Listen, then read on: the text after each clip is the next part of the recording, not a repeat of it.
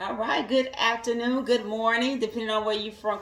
Zooming in. Well, zooming in. I'm always zooming, right? Good afternoon. Good morning. This is Speaker and Coach Honey Shantay Adams, and this is Financial Fitness Fridays Talk Plus. So today we are going to talk about. We talked about last week the 4 areas of entrepreneurship. So I want to release some honey, and I want to break down those 4 areas very intentionally. And we started talking about last week about. We were speaking about philosophy. We were speaking about, from philosophy, we talked about having a system. We talked about infrastructure, and then we talked about value.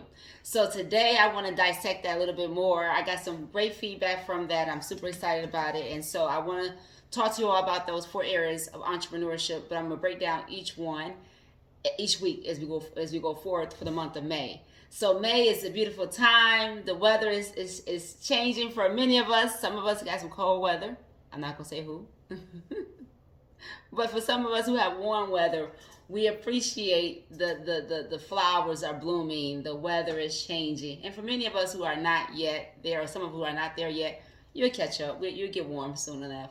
But with that being said, I want to jump into this. I only have a small window of time, but I want to talk about philosophy and why that's so important. So I talked about, and I gave an example of a person who reached out to me, and she wanted me to buy some, I guess it's like press-on nails. And so all good, hey, teach their own. I ain't got no problem with that.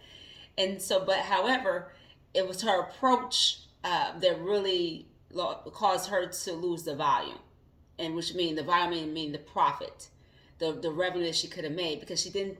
I don't know her. I didn't know her, and then she didn't try to get to know me. And you don't have to know a person to sell to them, but you should want to get to know them, or at least have a conversation with them at minimum. And so a lot of times when we look about marketing, so I want to really speak to this about marketing. And so in a marketing standpoint, we know that, branding yourself is important. Is part of that. Advertisement, getting yourself out there. Like we think about Coca-Cola. We know about Coca-Cola. They're good about advertising. They're good about, saying we quench your thirst, even though I don't drink pop and it won't quench my thirst. But they advertise, their philosophy is they believe that it will, and they market it very great, and even to young people, like they market it very well. They have a philosophy that they really believe in. So for example, in terms of philosophy, I mentioned about Amazon, and I gave the example how they have marketed themselves so well to where is that people just buy Amazon because they have been successful of their philosophy, meaning their belief, what they believe in, and what they can give to the public. They don't really market themselves by product. And we all have a product. We have services and things of that nature, but they don't lead with that. And I think it's such an eye-opener when you study different businesses and how they move, because it helps you know how to move in your business or things that you're building and establishing, including myself. So I'm not here saying that for you all to do it. I'm studying too. I just believe in being a student in the game, and learning things so you can apply that and be effective in it. So I've learned by mistakes, and that's how you gain wisdom. But however, they made a master. They became a master at knowing how to communicate a message, a brand message, or message to the public to get the public to want to buy. And so Amazon has made it their mission to create a philosophy that sells across the board. Everybody know it if you think about it. Like for example, their philosophy is convenient. Their philosophy is not their product or their retail store. That's the product. It's a retail store. But however, they are a company that believe in conveniency. And if you all I don't know if you all remember, but I gave the example last week of how Amazon, I thought, was so creative. Whoever was behind the creativity of them creating this commercial with this man with the white t-shirt on. And to me, it just spoke so much values. I'm sure there's other commercials they have, and I don't watch a lot of commercials, but I saw that one and I caught it. I said, that's so good. That's so good. And I talk about this often, so which is why I'm talking about it today. And this man, white t-shirt on, clean, pure white t-shirt, goes outside. It's a beautiful sunny day. He's out there just walking through this little, I guess it's like outdoor restaurant type of environment. And people were just having a great time. And all of a sudden, mayhem just broke out. I mean, like, what the heck? I mean, the grenades were going, food fighting. It was just mayhem. It was so peaceful. It was like the calm before the storm, right? And all of a sudden, this man's t-shirt that was pure white, clean, crisp, clean white. You know how you wear white, you don't want that thing dirty, right? We don't wear white shirts dirty. We don't want white shirts, white clothes, anything get dirty because it's magnified when it's dirty. You just see that one stain or that spot, right? And so here you go, this splash all over his shirt. I mean, just man, he got caught up in the crossfire, so to speak. So he gets home, and no sooner than he gets home, the doorbell rings. He's in his dining room table. I guess he must check the mail or something. And he set it down, and he went to the door, and it was Amazon product there. Amazon product. And it wasn't so much about the product, what was in the box. It was the delivery. It was conveniency. It was at his doorstep. Now, of course, the product was a detergent. So it was advertised at a particular company. I can't remember the company, the detergent. That's how I didn't care about the product. And a lot of times we get so consumed about the product, but really the message was their philosophy and their business for Amazon. And they have mastered that. They have learned how to make that. It's a cornerstone. We now know that. Many of us have gotten Amazon in the past, or we got Amazon currently, or we got it in the past because it's so convenient and you get it so fast. It's convenient. It's fast. And so they have done a great job in the retail industry because of that. And they understood philosophy. They have understood that they, are they're able to make a difference that way. So, however, that's Amazon. Now we could talk about Uber, for example. Let's talk about Uber for a second. So Uber or Lyft. Now their product is ride share. Now how many of y'all can guess what their philosophy is? Anyone? So everyone put in the comments. I mean, if you watch it live or you watch the replay, just think about it. I'm gonna take a second and see what you think of yourself. And if you guess right, just say, hey, I guessed that. I thought it was that. Or if you say, no, I thought it was this. Just be honest. Let me know. Put it in the chat. Put in the comments. So, however, their philosophies, just so you know, give you a second to. Their philosophy is it's accessibility. I'm sorry. Accessibility. Accessibility. One word. Accessibility. That's all they do, is make you accessible for you. So you don't no longer have to say, hey, taxi, taxi, taxi, taxi. You don't have to say that. We don't have to call a taxi company. We don't have to call anybody. What we do, we get on our phones, we download the app, we tell them where we're located, we tell them this. Matter of fact, we can even send rides to other people if we want to. It's all about accessibility. It's accessible now. We don't have to do all these extra steps. So what they have learned to do with these two examples with Uber, or you can say Lyft, or even Waymo, like out here, we have Waymo out here too. So what they have done is make things so convenient for us and so accessible to us. For Amazon, I'm talking about Amazon and these rideshare companies. Made it so convenient and so accessible that anybody can get it anywhere. That's why Amazon is so good at what they did. It's anywhere. They can deliver it to your job, your home, your business, to a family member house, a hotel. Okay? I've had trips. I had to get something delivered from Amazon, and they brought it right to the hotel, right to where I'm located. And so it's just such a convenience. So we don't always have to go out unless we don't want to.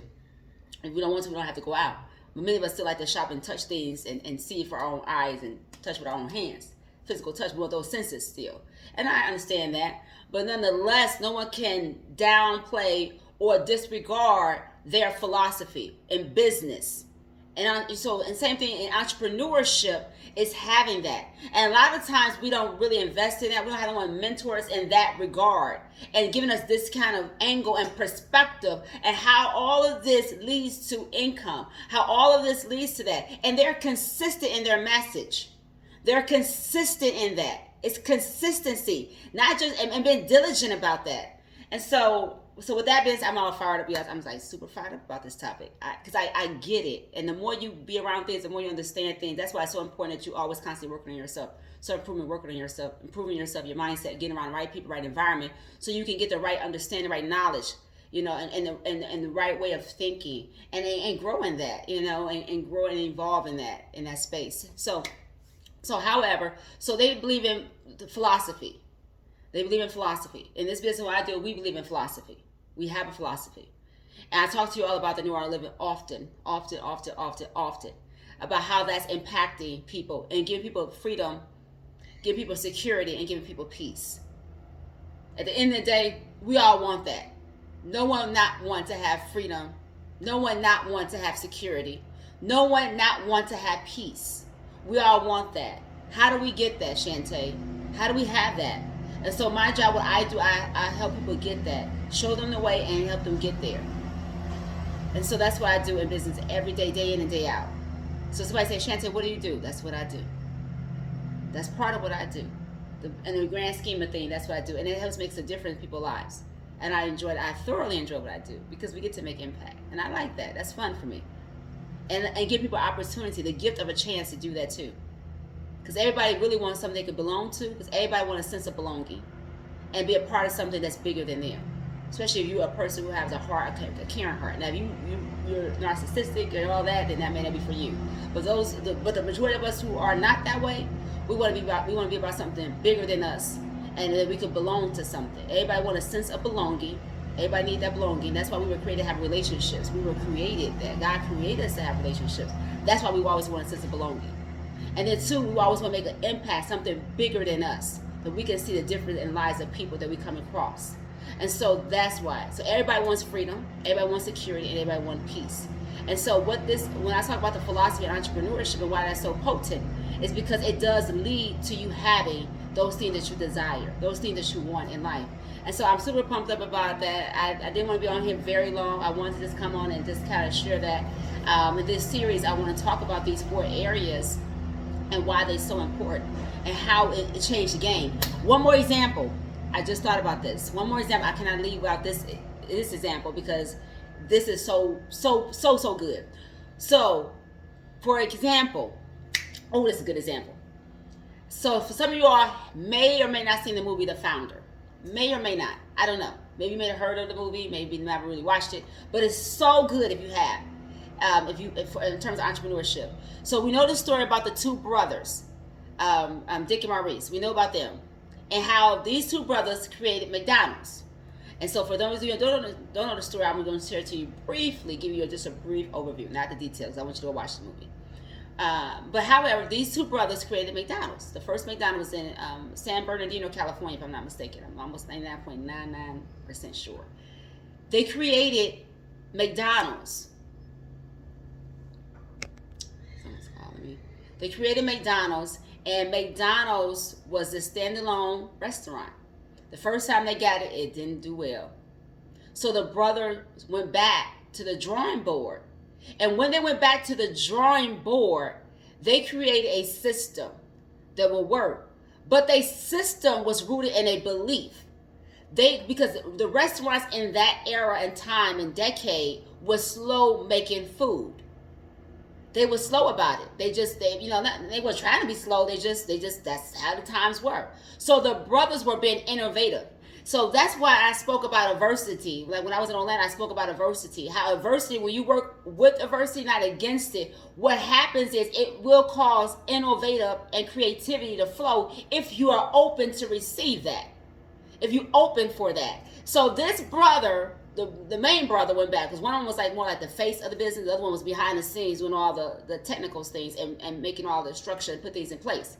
So this brother went to the drawing board and he drew out a plan that created a system to cause things to flow. But it was a faster way of doing it. So that approach, that system was rooted in their philosophy. So remember I talked about philosophy, system, infrastructure, and then volume. McDonald's is a perfect example of that from a business standpoint. Not about the food, whether you like it or not. It's not about the food. It's about the principles of how they built their business and how McDonald's to even buy a McDonald's franchise, it costs $1 million. $1 million because they capitalized on something. They created something that they had all 4 buckets taken care of.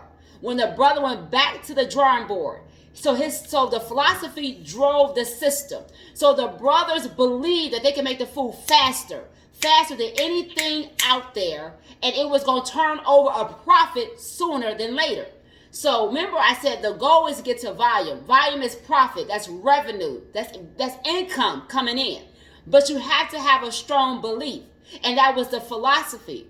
The philosophy is believing in something. So the brothers went to the drawing board, created the philosophy to make the food faster.